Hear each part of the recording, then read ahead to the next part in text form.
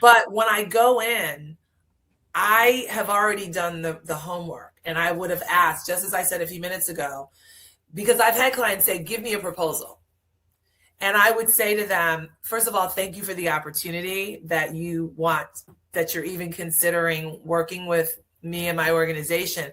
But I have a protocol that I ask that you indulge me in, if you're okay with that. And that is, if you could give me 30 minutes of your time so that we can talk through what you'd like to see in a proposal.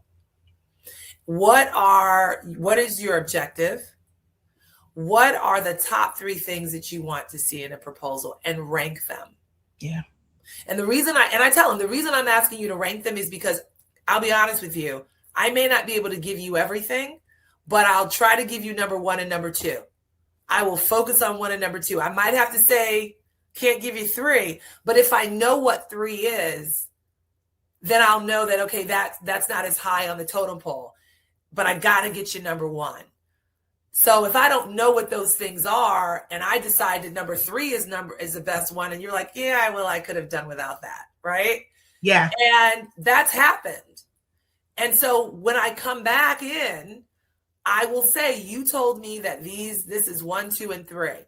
I can give you 1 and 2, but 3 is going to be tougher. I'm going to have to kind of back down from that.